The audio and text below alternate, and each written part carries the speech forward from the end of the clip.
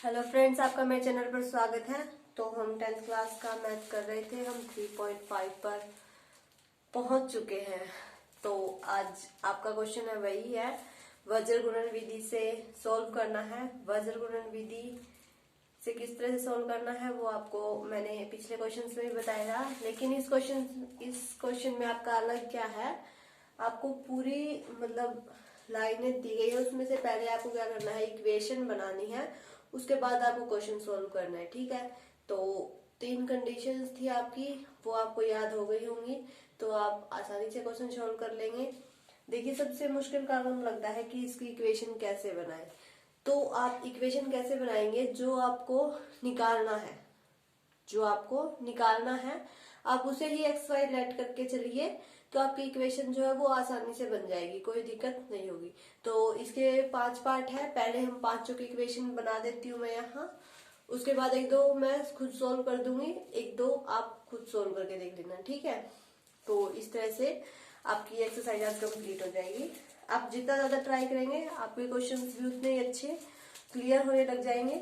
बस आपको इक्वेशन बनानी आनी चाहिए। ठीक है, जैसे फोर्थ है क्वेश्चन, फोर्थ का फर्स्ट पार्ट आपको क्या कहता है, एक छात्रावास के मासिक व्यय का एक भाग नियत है और इस पर निर्भर करता है कि छात्र ने कितने दिन भोजन लिया है। ठीक है, एक विद्यार्थी है ए जो 20 दिन भोजन करता है तो वो 1000 रुपए देता है, और एक विद्यार्थी है बी जिसने 26 दिन भोजन किया है तो उसने 1180 रुपए दिए हैं। तो हमें नियत व्यय और प्रतिदिन के भोजन का मूल्य बताना है। देखिए, हमें पता लग गया हमें क्या लेट करना है, नियत व्यय और प्रतिदिन के भोजन का मूल्य। तो हमने मान लिया जो आपका नियत व्यय होगा वो x होगा। ये तो आपका क्या है, नियत है, यानी कि डेली का ये तो होगा ही होगा। ठीक है, और बाकी आप क्या लेते हैं, वो प्रतिदिन भोजन पर निर्भर करता है। ठीक है, प्रतिदिन भोजन, इन दोनों का ही निकालना है, तो इसको हमने वायलेट कर लिया। ठीक है, हमें पता था हमें क्या निकालना है, ये दोनों चीज निकालनी है, नियत व्यय और प्रतिदिन भोजन। तो इन दोनों को हमने क्या कर लिया, एक्स वाई लेट कर लिया। अब क्या करना है, अब इसे जो दिया गया है उस हिसाब से बना दीजिए। जो आपका देखिए नियत व्यय ये तो होगा ही होगा, इसमें भी होगा, और जो आप सेकंड इक्वेशन बनाएंगे उसमें भी होगा। ठीक है, क्योंकि ये तो नियत होगा, ये तो आपको सब में जोड़ना ही जोड़ना पड़ेगा। ठीक है, फिर प्रतिदिन भोजन का क्या है कि जो विद्यार्थी ए है उसने 20 दिन लिया, कितने दिन लिया, इसमें हम 20 दिन और ऐड कर देते हैं, यानी कि 20 वाई ऐड कर दिया, तो उसने कितने रुपए दिए, 1000 रुपए दिए। ठीक है, फिर नेक्स्ट क्या कहता है कि जो बी विद्यार्थी था कोई, उसने कितने दिन लिया भोजन, 26 दिन लिया, 26 दिन उसने और भोजन लिया, तो उसने 1180 रुपए दिए। बस क्या करना है, अब तो इसको सोल्व भी करना है। एक्स वाई में हमारी इक्वेशन आ गई, एक्स वाई की आपकी वैल्यू निकल जाएगी, वही आपका नियत व्यय और प्रतिदिन भोजन का व्यय हो जाएगा। ठीक है, जैसे सेकेंड, एक भिन्न है 1/3 हो जाती है यदि उसके अंश में से एक घटाया जाता है, और वह 1/4 हो जाती है जब हर में 8 जोड़ दिया जाता है। तो वह भिन्न ज्ञात कीजिए। भिन्न आपको पता होना चाहिए, आपका अंश बाय हर होता है। ठीक है, इस तरह से होती है भिन्न आपकी। तो इसने कहा कि ये भिन्न आपकी 1/4 होती है, कब होती है, जब आपका अंश में से एक घटा दिया जाता है, इसमें से एक घटा दिया जाता है। तो पहले हमें अंश और हर तो नहीं लेके चल सकते, यहाँ हमें क्या लेट करना पड़ेगा कि जो आपका अंश है वो तो x के इक्वल है और जो हर है वो y के इक्वल है, ये हमें लेट करना है। तो अंश में से एक घटाना है, यानी कि x-1 upon y is equal to 1/4 हो जाएगी। और फिर कहा है इसने कि यदि हर में 8 जोड़ दिया जाता है तो वह भिन्न आपकी 1/4 हो जाती है। ये 1/3 है, ये तो 1/3 है, और वो 1/4 कब होगी, जब आपका हर में 8 जोड़ दिया जाएगा। तो हमने हर में 8 जोड़ दिया, बस इसे तो अब सोल्व करना है, तो इसे सोल्व कर लीजिए। क्रॉस मल्टीप्लाई करना है, 3x - 3 is equal to y, तो 3x - y - 3 एक इक्वेशन बन गई। फिर क्रॉस मल्टीप्लाई इसकी कर दीजिए, 4x y + 8 4x - y - 8 second equation बन गई। तो इसकी जगह मैं ये लिख सकती हूँ ना, इसकी जगह मैं दोनों इक्वेशन लिख सकती हूँ, 3x - y - 3 is equal to 0, और 4x minus y minus 8 is equal to 0। बन गई इक्वेशन सेकंड की भी। अब हम करते हैं थर्ड। थर्ड क्या कहा है कि यश ने एक टेस्ट में 40 अंक अर्जित किए जब उसे सही उत्तर के लिए 3 अंक मिल रहे थे और अशुद्ध उत्तर के लिए 1 की कटौती की जा रही थी, और अगर सही के लिए उसे 4 मिलते हैं और अशुद्ध उत्तर के लिए उसे 2 अंक कटते हैं तो वो 50 अंक लेता है। तो अब ये नंबर बता रहा है कितने लिए है, तो हमें इसमें क्या ऐड करना पड़ेगा। अब ये मान लीजिए कि जो सही उत्तर है, ये तो वही लिख देती हूँ कि जो आपका सही उत्तर है उसके लिए हमने x लेट कर लिया और जो गलत उत्तर है उसके लिए हमने y लेट कर लिया। ठीक है, ये आपको पता लग जाएगा कि आपको क्या लेट करके चलना है। तो फिर इसने कहा है कि जब तीन सही उत्तर पर 3 मिलते हैं यानी कि 3x, और गलत उत्तर के लिए 1 अंक काटा जाता है माइनस y करता है, तब तो उसने 40 नंबर लिए। ठीक है, फिर ये कहता है कि जब सही उत्तर के लिए उसे 4 अंक मिले और जब गलत के लिए 2 अंक उसके काटे तो वो 50 लेता है। तो इसमें से तो हम 2 कॉमन भी निकाल सकते हैं, तो यहाँ पे आपका 2 हो जाएगा, ये y बच जाएगा और यहाँ पर 25। तो दोनों इक्वेशन रेडी हो गई। इस तरह से आपको तैयार करनी है। ठीक है, फिर फोर्थ की बना लेते हैं यहीं इसके नीचे। तो फोर्थ क्या कहता है, एक राजमार्ग 2 स्थान है ए बी है, 100 किलोमीटर की दूरी पर है। एयर का भी जो है दोनों एक ही समय पर चलना प्रारंभ करती है। अगर ये भिन्न भिन्न चाल एक ही दिशा में चलती हैं तो 5 घंटे बाद मिलती हैं, तो दोनों कारों की चाल ज्ञात कीजिए। फर्स्ट आपको ये याद होना चाहिए, चाल जो है आपका क्या होता है, दूरी बटा समय होता है। ठीक है, तो यहाँ से हम चाल निकाल सकते हैं ना। चाल उनकी क्या रही होगी, दूरी आपकी कितनी है, 100 किलोमीटर है, 5 घंटे हैं, तो यानी कि 20 किलोमीटर पर हावर उनकी चाल रही होगी। ठीक है, चाल निकल गई हमारी। तो इसने कहा कि जब दोनों कारों ने इकट्ठा चलना शुरू कर दिया तो जो पहली कार है, पहली कार की चाल हमने u मान ली और जो दूसरी कार है उसकी चाल हमने v मान ली। ये हमने लेट कर लिया। दोनों ने चलना प्रारंभ किया, u प्लस v ने दोनों ही 100 किलोमीटर पर एक साथ पहुंची, और उनका जो मतलब डिस्टेंस था या फिर उनकी जो चाल थी वो क्या थी, 20 किलोमीटर पर आवर थी। तो इस तरह से आपकी क्या बन गई, 2 इक्वेशंस बन गई। एक तो u प्लस v मतलब दोनों ही चली और दोनों ही अपने लक्ष्य तक पहुंच गई। एक अगर इनका डिफरेंस था वो क्या था, सेम था दोनों का, तो दोनों की चाल हमने लेट कर ली कि शायद 20 किलोमीटर पर आवर रही होगी। बाकी यूवी की तो वैल्यू निकालेंगे तभी पता चलेगा ना कि इसकी चाल किस तरह से रही होगी।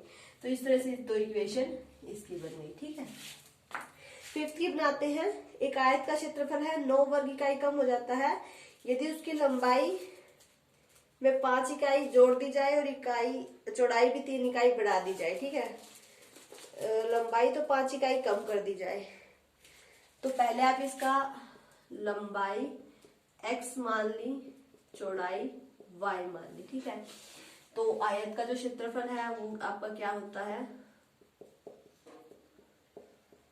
एक्स वाई के इक्वल होता है। ठीक है, अब फर्स्ट में क्या कहता है कि उसकी लंबाई की तो 5 इकाई कम कर दी गई यानी कि x माइनस 5। फिर क्या कहता है कि जो उसकी चौड़ाई है उसकी 3 बढ़ा दी गई यानी कि y प्लस 3। तो उसके क्षेत्रफल पर क्या असर पड़ा कि उसका जो क्षेत्रफल है यानी कि एक्स वाई वो माइनस हो गया 9। ठीक है, तो यहां से इक्वेशन बनाएंगे हम x y plus 3x minus 5y minus 15 x y minus 9। ये कैंसिल हो जाएगा, इस साइड आएगा तो माइनस का, तो ये बन जाएगा आपकी 3x माइनस 5y प्लस का 9 होगा तो कितना बच जाएगा 6, तो सॉरी माइनस का 6 इज इक्वल टू 0। एक इक्वेशन बन गई। दूसरी भी इसी तरह से बना लेते हैं। दूसरी के लिए इसने कहा कि लंबाई को 3 इकाई और चौड़ाई को 2 इकाई बढ़ा दे। दोनों को ही बढ़ाया है, लंबाई को तो 3 इकाई और चौड़ाई को 2 इकाई, और जो क्षेत्रफल है वो 67 वर्ग इकाई बढ़ जाता है। तो ये जो क्षेत्रफल है ये भी आपका इंक्रीज हो गया। तो वैसे ही x y plus 2x plus 3y plus 6 x y plus 67 cancel, 2 ये y है, 2x plus 3y minus 61 is equal to 0। ये आपकी सेकेंड है। देखिए पांचों के पांचों पांचों के पांचों पार्ट की आपकी इक्वेशन बन गई है, बहुत ही आसानी से बन गई। बस आपको क्या याद रखना है कि आपको लेट क्या करके चलना है, तो आप इक्वेशन जो है वो आसानी से बना सकते हैं, आपको कोई दिक्कत नहीं होगी। अब आपको क्या करना है, इनकी वैल्यूज निकालनी है। वैल्यू कैसे निकालनी है, जैसे हमने ये इक्वेशन उठा ली, ठीक है, इसे सोल्व करते हैं आगे। x plus 20y is equal to 1000 और x प्लस 26y ये है, ठीक है। वही a1x b2y और c1 कंपेयर करो सारे। a1 आपका क्या है 1, b1 आपका क्या है 20, c1 a2 आपका क्या है 1, b2 आपका क्या है 26, c2 ये है।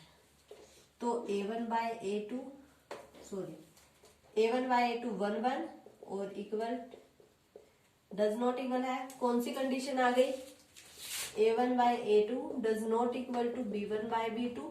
तो ये इस कंडीशन में हमें पता है क्या होता था, अद्वितीय हल होता था। ये तो आपको याद ही होगा, क्वेश्चन सॉल्व किए थे, ठीक है। तो इसमें आपका क्या होता था, अद्वितीय हल होता था। तो अद्वितीय हल जो है वो हम कैसे निकालते थे, याद है क्या? अद्वितीय हल अगर है तो उसे हम कैसे निकालेंगे, एक हमने फॉर्मूला किया था, x जो है वो आपका इक्वल था किसके, b1c2 minus b2c1 upon a1b2 minus a2b1, और y है वो आपका इक्वल है किसके, यही था ना, x इक्वल था वो था c1 a2 c2 a1 और नीचे सेम था a1 b2 a2 b1। तो इससे हम निकाल सकते हैं। तो x की जगह रखो b1 c2 b1 और c2 20 मल्टीप्लाई माइनस b2 और c1 26 मल्टीप्लाई ये a1 b2 26 minus a2 b1 20, ठीक है। तो इन्हें सोल्व करो। देखिए ऊपर वाले की जो गुणा है वो बहुत ज्यादा लेंथी हो जाएगी, तो थोड़ा ध्यान से करना। ये तो 26,000 बन जाएगा आपका, और ये देखो कितना बनेगा, हमें 20 के साथ करनी है ना, तो ये आपका इतना बनेगा 23,600, और ये आपका बन जाएगा माइनस का 26,000, और नीचे आपका बच जाएगा 6 क्या, हाँ। तो इसे सोल्व करो, ये आपका माइनस का बचेगा ऊपर, तो 3,400 है, 26,000 2,400 2400 बचेगा है, हाँ ठीक है। तो ये आपका माइनस का बचेगा 6 चौका 24, तो 400 आ जाएगा। आपका नियत व्यय जो था वो क्या है, वो तो 400 है आपका, और शायद कहीं गड़बड़ हो गई होगी, चेक कर लेना एक बार। फिर यहाँ से हम y की वैल्यू निकालते हैं, c1 a2 1000 minus c2 a1 ये 80 अपॉन a1 b2, तो भैया आपका 26 माइनस b, यहाँ से हमारी y की वैल्यू निकलेगी, तो ये आपका 180 बटे 6 30, तो ये आपका 30 आ जाएगा, ठीक है। दोनों में से माइनस ले लेना कॉमन, तो ये आपका क्वेश्चन सोल्व हो जाएगा वज्र गुणन विधि से, ठीक है। x तो आ गया आपका 400, और दोनों में से माइनस कैंसिल कर देना, ये 400 आ जाएगा और ये 30 आ जाएगा। कहीं कोई गड़बड़ हो गई हो तो एक बार चेक कर लेना, ठीक है। तो इस तरह से आपको क्या करना है, क्वेश्चन सोल्व करना है। तो एक क्वेश्चन और सोल्व करते हैं, जैसे फोर्थ पार्ट सोल्व करते हैं। u प्लस वी आपका 100 है और u माइनस वी 20 है, तो A1 1 है, A2 भी 1 है, B1 भी 1 है, B2 -1 है, C1 100 है और C2 20 है। ठीक है, क्लियर है इतना। वही A1 by A2 B1 by B2 does not equal है, ये माइनस का आएगा और ये प्लस का आएगा। तो वही उसके अद्वितीय हल होंगे। वही फॉर्मूला आपको फिर से अप्लाई करना है x के लिए, y के लिए क्या था, x के लिए क्या था हमारा, ऐसे भी कर सकते हैं अगर आप चाहे तो, वो 3 वाली समीकरण होती है उससे भी कर सकते हैं। ठीक है, तो x के लिए क्या था, B1 C2 B1 C2 20 minus B2 C1 plus का 100 अपॉन A1 B2 और A2 B1। ठीक है, और y के लिए था C1, y के लिए था आपका C1 A2 और C2 A1। फिर से 20 आ जाएगा, A1 B2 -1 और A2 B1 -1। तो ये आपका आ गया 120 -2 और ये आपका आ गया 80 -2, है ना। तो ये तो आपका आ गया x की वैल्यू तो आ गई आपकी 60 और y की वैल्यू आ गई आपकी 40। ठीक है, तो जो आपकी सॉरी uv की है, xy की नहीं है, किसकी है, uv की है। ठीक है, तो आप समीकरण सोल्व तो कर सकते हैं, किसी भी तरीके से कर सकते हैं। एक और तरीका होता है, तीनों को लिखो, फिर जिसका कोफिशिएंट है उसको छोड़ दो, बाकी की मल्टीप्लाई कर दो, वो भी है, उससे भी सोल्व कर सकते हैं आप। तो आप देख लेना जो जिससे आपको ठीक लगे आप उससे सोल्व करके देख लेना। और अगर इनमें अगर अभी भी कोई दिक्कत आती है इक्वेशन बनाने के बाद भी, तो कमेंट करके बताना, फिर हम उस क्वेश्चन को पूरे को सोल्व कर लेंगे। ठीक है, वीडियो अच्छी लगे तो इसे लाइक कीजिए, शेयर कीजिए, और अगर आप मेरे चैनल पर नए हैं तो सब्सक्राइब जरूर कर लें, ताकि आपको मेरे आने वाले वीडियो के नोटिफिकेशंस मिलते रहें।